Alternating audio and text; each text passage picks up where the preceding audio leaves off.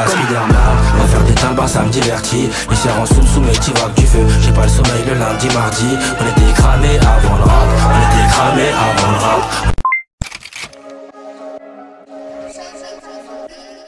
C'est décidé, ça prend pas la serre. Gros, je vois tout comme Chico. Wesh l'équipe, bon bah c'est parti pour une petite vidéo actu du samedi. Et comme d'hab, si on peut mettre un petit pouce bleu, ça ferait vraiment plaisir l'équipe. Et c'est parti. Bah l'équipe, pour commencer cette petite actualité du samedi, on va parler de Jul. Car en fait, il y a Jul qui vient de battre le record d'auditeurs sur Spotify. Avec plus de 9,4 millions d'auditeurs par mois. C'est une dinguerie. Et il a dépassé Gims. Donc voilà. Donc ouais. Bah là, il est actuellement justement le premier sur le nombre d'auditeurs par mois. T'as capté? En fait, il est numéro 1. Donc ouais, félicitations à lui.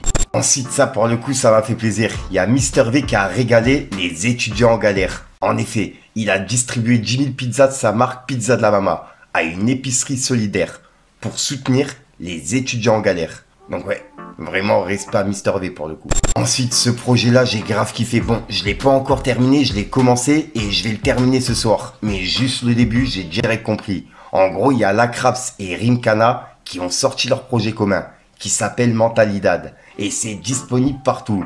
Et je rappelle que Rimkana, je l'avais invité justement pour un épisode dans le radar. Et il avait accepté de venir. Et il est venu justement du Nord jusqu'à chez moi. Donc ouais, vraiment respect à lui. Et le projet, c'est une pépite. Enfin, pour le peu que j'ai écouté pour l'instant, j'ai vraiment kiffé. J'ai hâte d'écouter la suite ce soir. Donc ouais, je vous invite à aller écouter. Et il y a un clip qui est disponible sur YouTube. Et c'est un extrait du projet. Et c'est disponible sur la chaîne de Lacraps. Je vais rouler chez les riches vers 2-3 heures de la nuit. Un joint et je marche, rien de mieux pour tromper l'ennui. J'ai pété en Belgique avec 0 preuve à l'appui. T'inquiète pas, les larmes et le sang disparaissent quand vient la pluie. Ensuite, à l'occasion de la sortie de son nouveau projet qui s'appelle PLS Partie 1, en gros pour la Street Partie 1, il y a Mister You qui est passé en interview sur Combini. Et dedans, bah, il a parlé de Jul. Et il a parlé justement de sa collaboration avec lui. Donc ouais, pour les personnes qui n'ont pas vu, regardez. Et je vous invite à aller écouter le projet, c'est vraiment une pépite. Est-ce que tu as entendu le discours de Jul quand il annonce? J'ai voulu l'inviter parce que ça me tenait à cœur. Faites du bruit pour Mister You. Ouais, quand il m'annonce, en fait, t'as vu, comme moi, je suis sorti de la scène par en bas. J'étais en bas, j'ai entendu ça. Franchement, ça m'a mis du baume au cœur. Franchement, c'était chaud en émotion, le fait de monter devant tout ce public. Mais en plus, écouter ces éloges qu'il m'a fait, franchement, cette reconnaissance. Dans le milieu de la musique, t'as vu, souvent, on dit que les gens sont beaucoup ingrats. Et franchement, Jul, comment ça s'appelle, la reconnaissance qu'il a eu envers moi, ça m'a fait chaud au cœur, mais de malade. Et donc, c'est pour ça, quand je monte sur scène, je l'ai pris dans mes bras, franchement, j'étais content, j'étais ému. C'est mon premier feat. Ouais, c'était le premier feat à Paris, ouais, exactement. Je me rappelle en plus quand il m'avait invité, il m'avait choqué. Et c'est incroyable, je me rappelle qu'en 2 jours, on avait fait 3 titres, lui et moi. Et lui, il en avait enregistré 7 ou 8 titres en plus. Chez nous, on l'appelle Messi. C'est vraiment le Messi du rap français à mes yeux. Ensuite, ça a pas mal tourné. Je rappelle que hier, on a parlé du footballeur de l'équipe du Bayern Munich qui s'appelle Sacha Boey, qui s'est fait voler sa casquette après la victoire du PSG. Et qu'en gros, il y avait des vidéos qui tournaient et que le voleur en question, il y a sa tête qui avait été prise en vidéo. Et il y a plein de personnes qui ont fait tourner sa tête justement, avec son nom, le lieu où il habite, etc. Et cette personne-là, le lendemain, elle avait un match contre une équipe d'une autre ville et il a pris la casquette en question pour en faire un buzz en fait, tu vois. Il y a carrément une vidéo qui est en train de tourner sur TikTok où toute l'équipe se moque de Sacha Boey en lui disant ouais viens récupérer ta casquette, etc. La casquette à Sacha Boey a fini à Champigny. Merci Sacha. Merci Sacha. Merci Sacha. Merci Sacha. Merci Sacha. Merci Sacha. Merci Sacha. Et juste après, la personne en question, elle s'est fait afficher sur tous les réseaux. La personne qui a volé la casquette. Et il a dû réagir en vidéo en s'expliquant vite fait, quoi. On n'a pas trop bien compris. Il dit comme quoi il s'est arrangé avec la personne, sauf qu'il n'y a aucun arrangement, c'est sûr certain. Sacha Boey, il s'est fait voler la casquette et pour l'instant, il l'a pas récupérée. Donc il n'y a aucun arrangement entre les deux. Enfin, lui, c'est ce qu'il explique dans la vidéo. Bref. Pour les personnes qui n'ont pas vu, regardez. Et dites-moi ce que vous en pensez dans les commentaires. C'est en train de tourner de ouf. Carrément les gars là, dinguerie. Attendez, je me calme 2 secondes, je vous explique vite fait. On a retrouvé la casquette volée de Sacha Boey. Alors, la casquette sera-t-elle restituée ou bien revendue? En tout cas, on peut être à peu près sûr que Sacha Boey fermera le toit de sa voiture le 31 mai pour la finale de la Ligue des Champions à Munich. Bah ouais, race. Fallait fermer le toit, Hugo. Maintenant, c'est comment? Non, je rigole, les gars. En vrai, ce qui est fait est fait. Maintenant, en vrai, il y en a, je vois, ils prennent le truc à la rigolade. Il y en a, ils sont là en mode, vas-y, le singe, la barbée et tout. En vrai, je m'en bats. Ça y est. En vrai, il y a eu quelques échanges. L'histoire, elle est réglée. Ça y est, c'est terminé. Ça veut dire arrêter de me casser les avec ça. Et dites au Parisien, il revient plus dans ma cité. Hein. Comment il vient dans ma cité? Il vient, il me cherche. On est où, là? Vous êtes des malades. On dirait que j'ai volé une boîte. Mêlez-vous de vos culs, là. Et en vrai, foutez-vous de votre pressing sur Insta, là. En attendant, la casquette, elle est là. Ça veut dire rester branché, l'équipe. Demain, il y a match. Ensuite, on va aller voir du côté de Big Flo et Oli, car en gros, il y a Big Flo et Oli qui ont publié une vidéo sur Instagram. Et dedans, ils expliquent sur comment ils ont tourné leur dernier clip, qui s'appelle Londres en mars, qui est disponible sur leur chaîne. Et dedans, il y a un passage où ils sont devant la maison d'Harry Potter.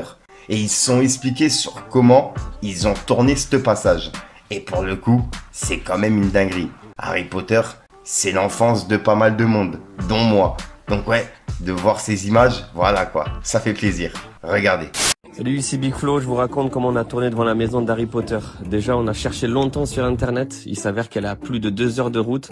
D'ailleurs, cette adresse là, c'est pas la bonne, ça c'est celle du studio. Hey, qui dit Londres, dit forcément lasagna. Après l'avoir trouvée, du coup, on a fait 2 heures de route et enfin, on s'est retrouvé devant. En fait, Flo, on la reconnaît mieux quand on voit les autres. Hein. Et ce qui est dommage, c'est les Gova là. Un seul plan qui existe, c'est celui-là. Moi dans les yeux, dis-moi la vérité, plus je vais y plus. Ensuite, ça pour le coup, je voulais vous en parler car je viens juste de regarder l'interview alors qu'elle est disponible depuis la semaine dernière. Et vu que j'ai pas passé d'extrait, je vais vous en partager un. En gros, c'est Oxmo Puccino qui est passé en interview sur la chaîne de CKO avec Chris de Iconic et Badou. Et dedans, il a parlé de plusieurs choses, tu vois, de ses 30 ans de carrière. Donc ouais, c'est vraiment une légende, Oxmo Puccino. Et je voulais justement vous partager un extrait. Je vous dis pas quoi, je vous partage l'extrait directement. Regardez. C'est l'idée de Pulp Fiction, c'est ça. Ok, et du coup, comment t'as entraîné Booba dans cette histoire? Parce que... on avait formé le bridge, Booba, Ali et Pete, et moi. Et donc, l'idée, c'était de faire beaucoup de choses ensemble, dans l'espoir de sortir un projet plus tard. Et donc, dans cette idée-là, pour marquer le coup, j'étais là, je me suis dit, il manque quelque chose. Et je lui ai demandé naturellement, est-ce que tu as une idée pour faire un bout de couplet? Et il a sorti la couplet de l'espace. Vraiment. Et le truc, et je le remercie encore aujourd'hui, c'est qu'il avait commencé le couplet, il fait encore les keufs, fou, je nique sa mère les keufs. Et j'ai fait, waouh. Il fait, ouais, vas-y, ok. Il va refaire un truc, il a remis la suite, tu vois. Et je trouvais ça super cool, parce qu'à chaque fois que j'écoute ce passage, je pense à ce geste qu'il a fait, quoi. Ouais, non, mais c'est lourd. Ensuite, on a Rof qui devait être présent ce soir pour accompagner la combattante Manon Fiorot. Sauf qu'il ne pourra pas être présent. Et il a fait une vidéo par rapport à ça. En gros, il devait être présent pour son entrée. Et vu qu'il ne sera pas présent, il a fait une vidéo en soutien. Et il l'a publiée sur les réseaux. Pour les personnes qui ne l'ont pas vu, regardez. Manon, ouais, je t'ai fait cette petite vidéo pour t'envoyer toutes mes forces. À défaut d'être présent et t'accompagner jusqu'à la cage comme on avait prévu. Bon, tu connais les raisons. La puissance va gérer ça. Tu rentres dans l'octogone, tu prends la ceinture de championne UFC, elle te revient amplement. C'est toi la vraie championne. L'autre, ça y est, elle a tout eu, tu l'envoies en retraite. Avec l'art et la manière, ok, t'as travaillé dur pendant des années, le jour J est arrivé, à toi de marquer l'histoire. Force. Ensuite, on va aller voir du côté de Booba, car il y a Booba qui a laissé un message qui est vraiment bizarre. En fait, il y a Gato qui a mis une photo de lui. Et il a laissé un message qui dit « Sous internet, yo, tout bien de folie, Moralis. Hashtag, au nom de la Nike. La piraterie n'est jamais finie. » Et là, c'est un message, à mon avis, qui est visé. Puisque Booba, il a commenté en disant « Le boulot, il va être fait, ma gueule. » 3 petits points. Donc là, il est en train de mettre en garde quelqu'un. Donc je pense que c'est Kalash par rapport au clash qu'il y a eu il y a quelques jours. Et juste après, Booba, il a laissé un message, mais cette fois-ci, à Nasdaq. En gros, il y a plein d'articles en ce moment qui sont en train de sortir sur Nasdaq, comme quoi il y a des mineurs qui fuguent de chez eux pour aller chez Nasdaq. Et qu'en arrivant à Perpignan, ils se retrouvent dans la rue, puisque Nasdaq, il peut pas tous les accueillir. Donc toutes ces personnes-là dorment dans la rue. Ouais, en gros, c'est encore plus la misère dans le lieu qu'ils étaient de base, t'as capté. Et on peut voir que Booba, il a écrit: je commence à penser qu'il est protégé par les autorités, comme un Bassem ou un Chalgoumi. Si je faisais le quart de ce qu'il fait, je serais lynché. Et ou en prison. Posons-nous les bonnes questions. 3 petits points. Et pour le coup, là, il a pas tort, tu vois. Et c'est ce que je déclare depuis le début dans mes vidéos. Je comprends pas qu'il ait rien eu par rapport à tout ce qu'il a fait, toutes les polémiques, la nudité, etc. Tu vois, il n'y a eu aucun bannissement, aucun avertissement. Et il a carrément reçu des trophées là, il y a pas longtemps. C'est une dinguerie. Et juste après, Booba, il a relaissé un message, mais cette fois-ci, c'est le clash entre Kalash et lui. On peut voir qu'il a dit: tu connais que le fond de la cuvette. Et juste après, il a relaissé un message. Et en gros, c'est Kalash qui est passé en interview en 2019 et qui parlait justement de Booba. Et juste après, Booba, il a écrit: officiellement fou. C'est qui l'insecte à gauche? Point d'interrogation. Et il a mis un emoji qui pleure de rire. Et c'est par rapport à cette interview qu'il a remis en story. Regardez. Je te dis, il y a une seule personne là que je peux jamais pardonner. Oui, tu m'as dit. Ok, j'ai entendu. Et il y a un d'accord avec Booba. L'équipe de Booba qui est autour de lui, les rapis, c'est mes frères. Ok. Ça dit, j'ai besoin de quelque chose, je l'aurai. Ils ont besoin de quelque chose, ils sont en prison, je serai là. C'est-à-dire humainement, on n'a pas sur un cap. On a été dans plusieurs pays ensemble. J'ai été dans les familles, je connais les enfants, je connais le fond du cœur de chacun. Il n'y a pas de problème. Booba, il n'y a pas de problème. Mais il y a des mecs que ça passera jamais. Et sans entrer dans le détail du coup, est-ce qu'un général coup pardonner, revenir, c'est possible? Le pardon, toujours possible. Hein. Ok. Parce que franchement, c'était une nerf. Revenir, pas sûr. Mais le pardon, oui. Parce que le pardon... Ouais, passer à autre chose que la parole de venir. Par contre, moi, j'adore la paix. C'est-à-dire pas la paix après la guerre, hein. C'est-à-dire que les choses soient claires. C'est-à-dire aujourd'hui, on va se revoir, même si on ne devient pas comme avant. Love. Respect. Tu vois? Il y a pas de, parce que j'ai pas de guerre avec Admiral. J'ai jamais aucun livre, aucun son où je cible Admiral. C'est très important de dire ça, parce qu'il y a plein de gens en mode ouais non mais là il ça c'est un fantasme de la méchanceté, les gens qui aiment le sang. C'est-à-dire que ils aiment pas le sang de deux personnes qui se connaissent pas, ils veulent le sang des frères. C'est vrai. Des gens qui se sont aimés et qui encore gardent un respect. Parce que tu m'as jamais entendu mal parler d'Admiral. Jamais. Tu n'as jamais entendu Admiral mal parler de moi. Never. Donc c'est quand quelque chose est déjà là, je vais pas faire l'hypocrite et dire ah ou sans marque ou même machin. Si je dis ça maintenant, c'est que je suis un faux. Ouais. Ça veut dire qu'à l'époque déjà... Tu le pensais mais tu le disais pas. Mon cœur n'était pas clair avec toi. Mon cœur a toujours été 100% clair qu'avec lui, qu'avec Booba. Donc il n'y a pas de... Mais justement, désolé de revenir sur Booba, c'est qu'on doit clarifier. Il y a eu plein de trucs où vous êtes fâchés pour... Tu vois, ils ont mélangé la mère de tes enfants, etc. Ils ont dit que je me suis fâché lui parce que j'ai pu Pouchaï. Oui, non, ça c'était incroyable. Là, je serais même pas venu te dire si t'étais... Et juste après, Booba, il a mis comme quoi il s'est fait bloquer par Kalash. En gros, il pouvait plus l'identifier. Donc Kalash l'a bloqué. Et ensuite, Booba, il a réagi à un top qui a été fait par Registra.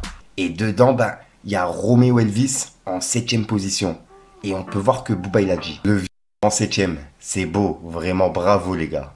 Et ensuite, il a publié une vidéo de lui-même qui réagissait par rapport à ça. Et il a parlé de ça, quoi. Regardez. Donc voilà mon petit gars où on en est. Voilà où on en est. On classe des violeurs. Ils ont reconnu, reconnu, disparu. On les met dans les classements. Nino qui invite Naps à son stade de France. Mais ouais, ça va mal se finir, les gars. Moi, je vous le dis, ça va très mal se finir.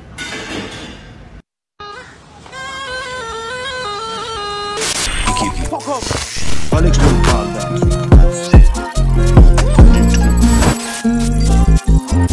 cramé avant le rap. Je suis sorti, j'ai fait plus d'un tour, mais j'ai la mentale pour tout éteindre. Ils avaient du mal à respecter, donc on a dû leur montrer les flammes. On était cramé avant le rap, on était cramé avant le rap, on était cramé avant le rap, on était cramé avant le rap.